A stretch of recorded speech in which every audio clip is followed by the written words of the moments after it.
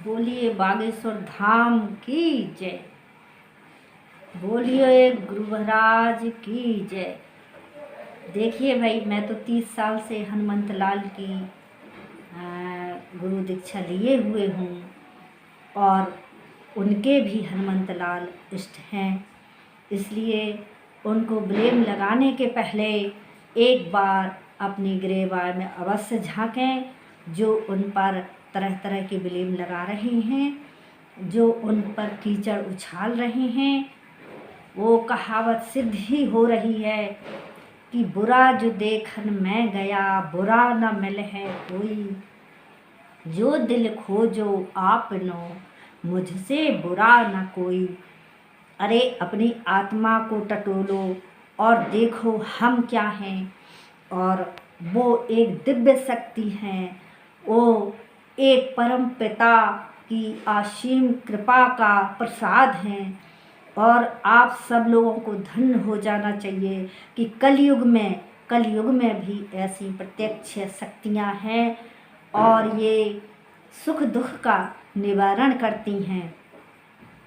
आपने देखा होगा, जब जब धर्म की हानि होती है तब तब ईश्वर जन्म लेता है, तब तब ईश्वर ने जन्म लिया है। ये इतिहास गवाह है, इतिहास साक्षी है। आप जरा इतिहास को उठाकर देखिए, ना कि अपने चैनल को चलाने के लिए, करोड़ों रुपया कमाने के लिए एक अद्वितीय, एक दिव्य शक्ति पर आप ब्लेम कर रहे हैं और उनको ढोंगी बता रहे हैं। ऐसे लोगों का बहिष्कार हो जाना चाहिए समाज से। और हमको प्रत्यक्ष प्रमाण मिला है, क्योंकि मैं भी गई हूँ, मेरा मायका नज़दीक ही है और उस परिवार को मैं भली भांति बचपन से ही जानती हूँ, जिस पर वो साफ सुथरा एक सामान्य वर्ग के ब्राह्मण थे। अगर आज वो अपनी शक्ति के द्वारा बहुचर्चित हो रहे हैं तो ये कुछ नास्तिक लोग हैं जो उनको सहन नहीं हो रहा है। इसके पीछे या तो कोई ना कोई राजनीति है या कोई भारी बड़ा कोई षड्यंत्र है। और हम लोग गुरु भक्त हैं, इसलिए हम लोगों को एहसास हो जाता है इन सब चीज़ों का। आज मैं एक पन्ने को खोलकर देखती हूँ तो मुझे पता चल रहा है कि ऐसी राजनीति तो अतीत से भी होती आई हैं। एक दूसरे के धर्म विरोधी हो रहे हैं। लेकिन देखिए, एक वैज्ञानिक कुछ समय पहले भी वैज्ञानिकों में भी ये विवाद छिड़ा था। कुछ वैज्ञानिक केल्विन और स्टीफन थे, वे धर्म के बहुत बड़े विरोधी थे और उन्होंने बहुत बड़े बड़े प्रोपोगंडा किए कि हम धर्म का विरोध करते हैं। लेकिन उन्हीं वैज्ञानिकों में से एक वैज्ञानिक ऐसे भी थे जिनका नाम था अल्बर्ट आइंस्टीन। उन्होंने कहा था कि देखिए, बीच का रास्ता निकालिए, और बीच का रास्ता का उन्होंने प्रत्यक्ष प्रमाण दिया है। बीच का रास्ता वो क्या था? अल्बर्ट आइंस्टीन ने कहा था कि विज्ञान धर्म के बगैर अंधा है और धर्म विज्ञान के बगैर लंगड़ा है। देखिए, एक वैज्ञानिक भी इस तथ्य को मानता है, फिर ये नास्तिक लोग क्यों इस तरीका का कीचड़ उछालने का काम कर रहे हैं? मैंने खुद अनुभव किया, अगर ये दिव्य शक्तियाँ नहीं होती और वैज्ञानिक इस चीज़ को नहीं नकारते।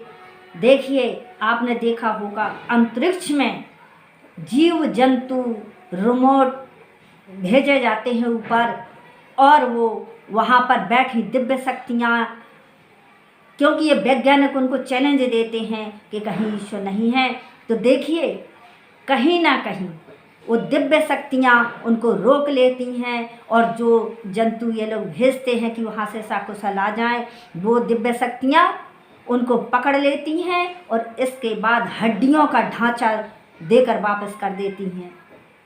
आपने भी ये देखा होगा, कल्पना चावला गई थी अंतरिक्ष में, तो उनको वहीं लोक कल्या का काफ़ी वैज्ञानिकों को वहीं छुपा लिया, क्योंकि लोगों को ये भरोसा नहीं था कि वहाँ कोई अद्वितीय शक्तियाँ हैं, और उनके लिए एक चैलेंज था। तो उन्होंने कुछ दिन छुपा के आपकी हड्डियों को वापस कर दिया, कंकाल को वापस कर दिया कि यहाँ देखिए, हम पर विज्ञान भी विजय नहीं प्राप्त कर सकता है।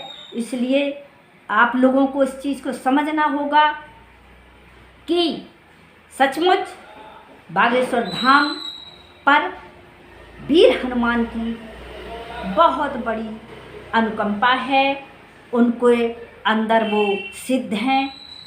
और मैं तो कहती हूँ, जब जब धर्म की हानि होती है तब तक ईश्वर कहीं ना कहीं जन्म लेता है, और कलयुग का प्रत्यक्ष प्रमाण हनुमंत लाल ही हैं, रक्षक हनुमंत लाल ही हैं। क्योंकि सीता माँ ने ही कहा था, अजर अमर गुण निधि सुत हो, वो अजर अमर हैं और कलयुग में विद्यमान हैं। आपने उनका चेहरा देखकर अनुभव किया होगा कि इस टाइम उनका स्वरूप कौन है।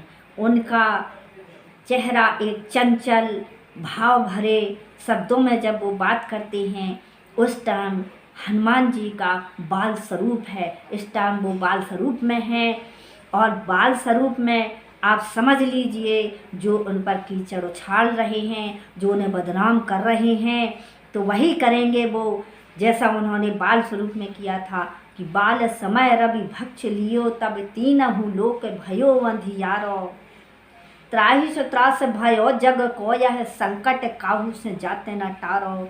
इसलिए ब्लेम करने के पहले एक बार उनकी शक्ति से जरूर रूबरू हो जाइए। धन्यवाद। और मेरा ये वीडियो लाइक शेयर करें, जन जन तक पहुंचाएं। जो इस चीज़ का विरोध कर रहे हैं उनको समझाएं कि सिर्फ एकमात्र कलयुग का वीर हनुमान ही है। अगर तुमने उनको किसी भी शक की दृष्टि से देखा, उनका परिचय लेने की कोशिश की, तो अंजाम बहुत ही बुरा होगा।